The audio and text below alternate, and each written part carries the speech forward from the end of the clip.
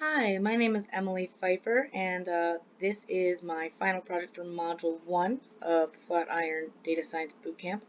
So the data set that we looked at today was a data set on houses in King County, Washington.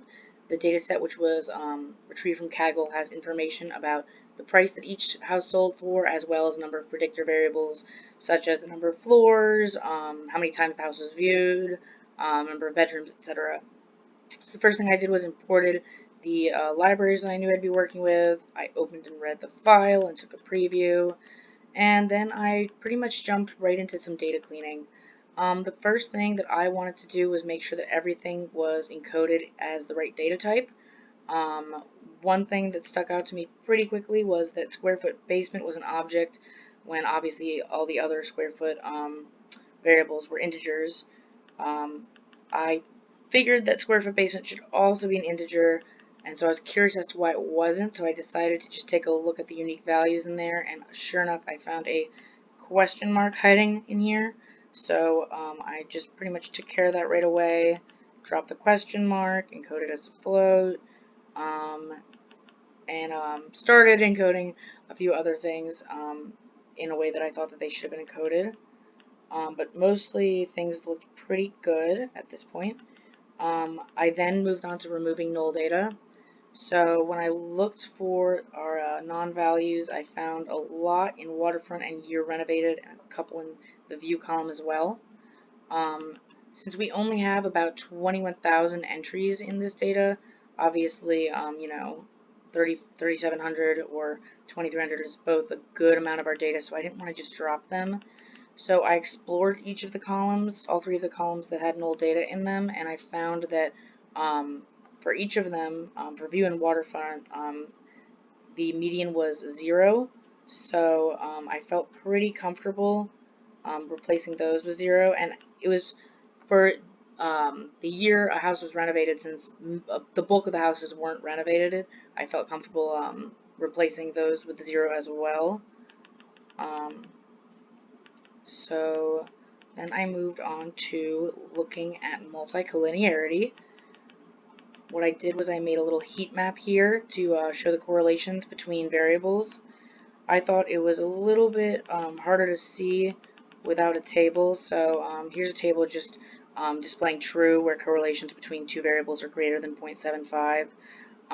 What I found was a couple of my variables seemed to have high correlation with a couple other of my variables, so I ended up dropping square foot living, which I felt was okay because we already had a lot of square foot variables as was. And I dropped the grade, which was a it was a measure, I think, given by the county to the house, but we already had a condition variable, so I felt it was okay to just keep with one of those. So I dropped those and made another heat map and thought everything looked a lot better there. I then decided to scan the data for some outliers, and what I found was, also by taking a violin plot of bedrooms, I found that it looks like one of these houses has about 33 bedrooms.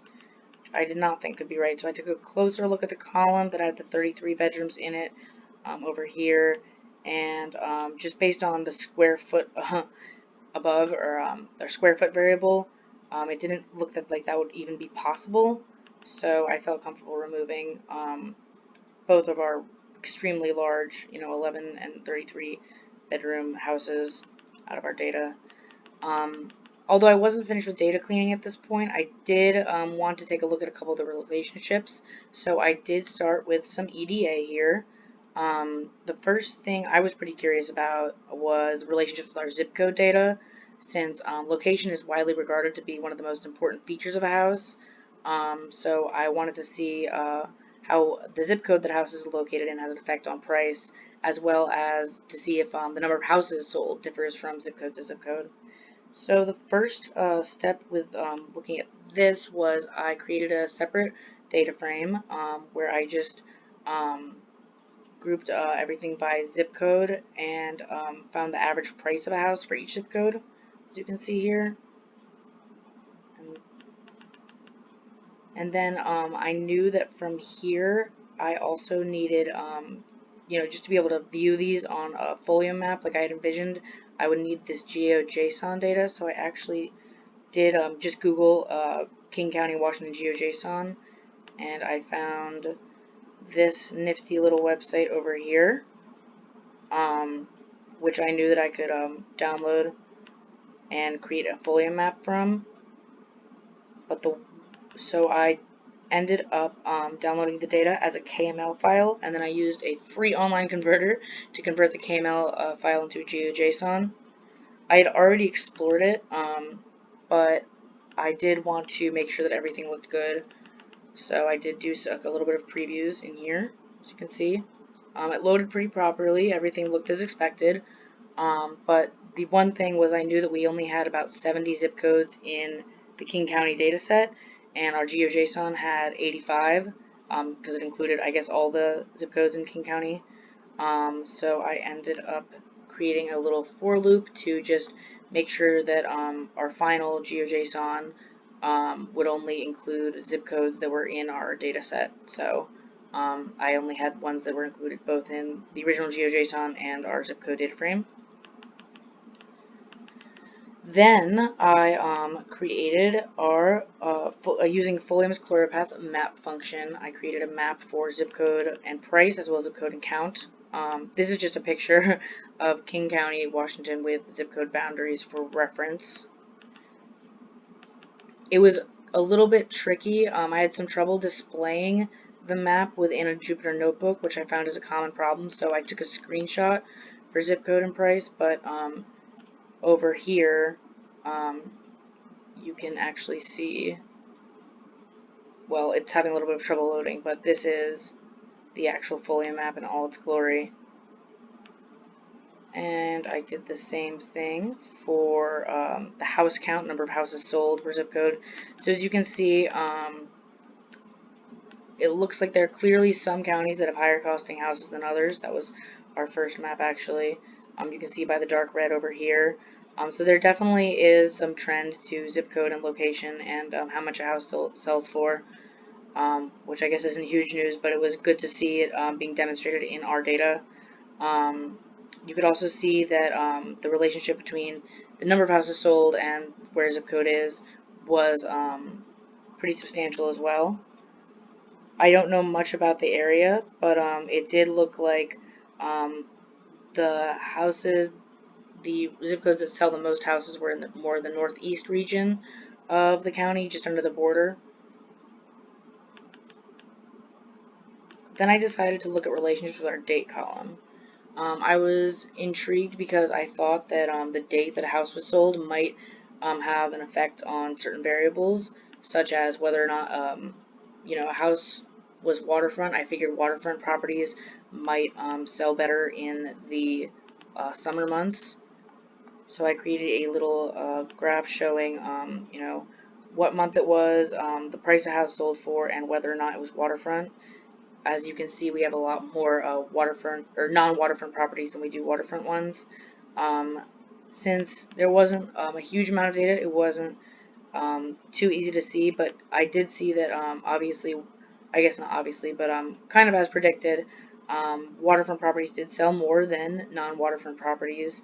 While there wasn't a lot of evidence to suggest that month had a huge influence on the price of these waterfront properties, I do think it's worth noting that the two lowest valued prices that a waterfront property sold for were in February and as well as October, and the highest one was sold in June, but of course that's not really enough information to make any actual predictions with. Then I decided to look at the number of times a house was viewed and whether or not the month of the year would have any influence on how many times a house is viewed, because as you can see over here, as a house is viewed more, they tend to go for higher price, which could mean a lot of things. It might just mean that some of these really nice looking houses people are more inclined to view, but it could also mean that when people view a house they can picture themselves better. So I couldn't see a clear relationship between the month and how many times a house was viewed. However, the two lowest selling houses that had been viewed were in February again and September, as you can see way down here. Again, actually most of our houses were just not viewed at all, so it was kind of hard to measure, but it did provide a little bit of interesting information. I then moved on to looking at my categorical data. So I decided to split the data frame into two parts, a numerical data frame and a categorical data frame, just so I could treat them a little differently. For some of these categorical variables, I decided to bin them because I thought that might make a little more sense. The first one I binned was date because I wanted to see what effect season had. I also decided to bin the viewed column into houses that were viewed and not viewed, just because they were so. It was originally split into like 0 times it was viewed, 1 time, 2 time, 3 time, but I thought it would give us more information if we just split into viewed and not viewed. Then for the year that a house was built, I decided to bin that just based on the distribution. When I hit the describe function, I saw that about 25% of the data was between houses were built between 1900 and 1950. The next quartile was between about 1950 and 1975, etc. So I kind of wanted that data to be even, and I thought that made sense because, I think that a house made in 1930 might not be too different from a house made in 1910, but a house made in 1990, I don't know, like 80 might be a lot more different than a house made in 1960. So I thought that binning made a good amount of sense. Finished up with binning some of those, and then for the remaining categorical variables, I decided to, of course, switch them over to strings so that we could one-hot code them later. I removed the pre-binned columns and replaced them with our binned ones. Most of this is just making sure the data is clean. Then I one-hot coded everything, took a preview of that, made sure that looked the way that I thought it would. Then I took up the task of normalizing our data. The first way I decided to normalize it was using mean normalization, specifically standard scalar. I had a couple questions as I embarked on some EDA with the numerical data, which was, which things are more important to a buyer, the size of the lot or the size of the house, which was denoted by square foot above. Bathrooms or bedrooms, which ones matter more? Were there any negative relationships in our data? So after I scaled everything using standard scalar, I took some histograms and decided to take a look at those. As you can see, things don't look too normal. There was a lot of skewness. A lot of them were highly positively skewed, such as square foot lot over here, square foot basement. So you can see longitude.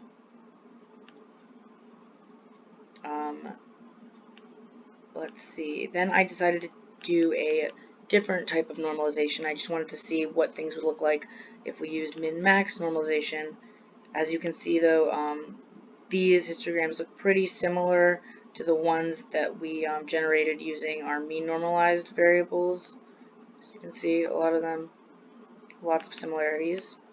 And then I decided, just because I had some time to play with it, just to see what the log transformation would be. I actually did take a log transformation of the target variable, which I later learned was something that was not usually done, but in this case, I think it worked out. Our price variable looks a lot more normal here. Then I made a couple of KDE plots so that I could better see some of these trends. It also made the data look a little bit more normal. I then moved on to looking at the relationships in our numerical data using some joint plots, as you can see here. Bedrooms here, floors here, square foot lot, square foot above. You can see all of this in my notebook. And then I was able to kind of answer a couple of questions that we had looked at before, such as what's more important to the home buyer, size of the lot or size of the house. Both of them had decently sized positive relationships, but the slope was higher in square foot above. It looks like bathrooms had a bit more of a positive relationship than bedrooms. I didn't see any negative relationships in the data, and the square foot living 15 was more important than square foot lot 15, which I don't know if I introduced these variables. Square foot living 15 was the square foot, the total square footage of the houses of the nearest 15 neighbors, and the square foot lot 15 was the square footage of the yards of the nearest 15 neighbors. So I think that was kind of to measure, I guess, wealthiness, or just measure data about the surrounding area, the neighborhood of the house.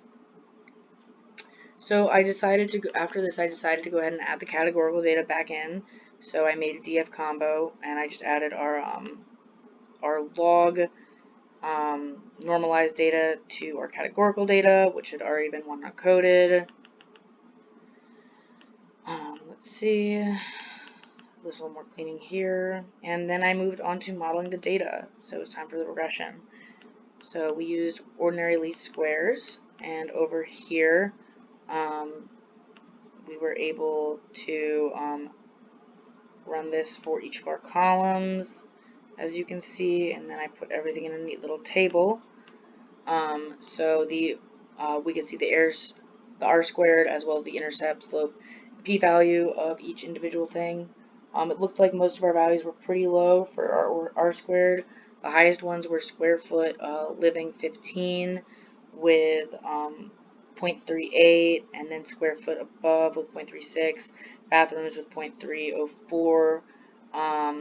The smallest one had a value of 0.0025, which was longitude, as you can see here. Our p-values were all pretty low. The level of kurtosis and skewness was not terrible, although most of the values had kurtosis hovering between 3 and 4. None of them go above 4 except for latitude, which I didn't include in my table over here, but it was included over here in these little tables. So then I decided to look at the model overall. It looks like the R squared overall for the numerical data was 0.69, which I wasn't completely dissatisfied with either. The difference between R squared and R squared adjusted was negligible, and the skew was slight, as you can see, but and the level of kurtosis wasn't completely ideal, but I wasn't too concerned. I then decided to look at our categorical variables over here. Most of these were pretty disappointing.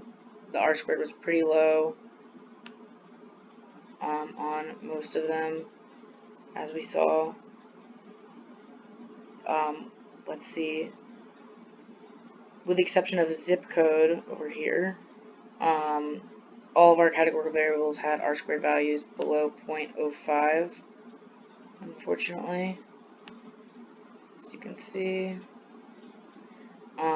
So zip code had a pretty low p-value, though, which did demonstrate significance, which was good. So based on those results, I thought it was safe to eliminate a couple predictors.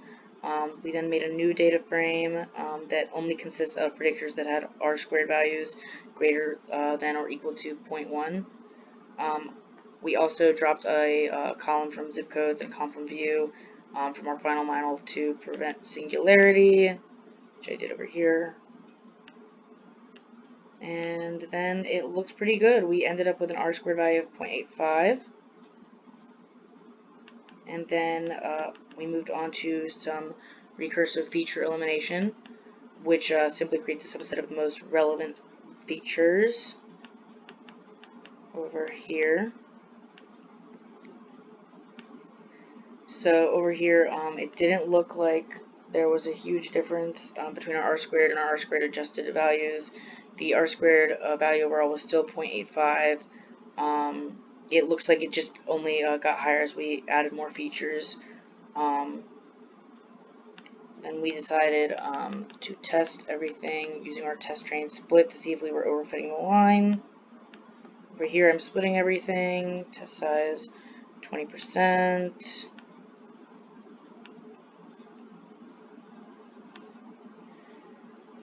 And the mean square, the MSE for both the train and test set improve as we increase the number of variables. Let's see, then we moved on to a tenfold cross validation over here. So it looks like our negative MSE values are pretty small, which is good. That means there's not a huge level of error in our data. And then I just wanted to see which features landed in our top 65 that they chose, which was interesting because it looked like recursive feature elimination removed bedrooms, bathrooms, floors, latitude, and a few of the zip code columns. So in conclusion, it looked like our final model only had predictor variables that had R-squared values of 0.1 or higher. The final predictors were square foot living 15, square foot above, bathrooms, latitude, bedrooms, square foot basement, and zip code. And then floors and view both had ones right under 0.1, but I rounded up. All of our predictors were statistically significant with p-values smaller than 0.05, and our overall R-squared was 0.85. And over here, I just wanted to give a special thank you to our OSIM framework, which of course stands for obtaining, scrubbing, exploring, modeling, and interpreting our data, which I thought I followed the steps with. Anyway, for more information, please check out the actual notebook, which is on my GitHub, and thank you for watching.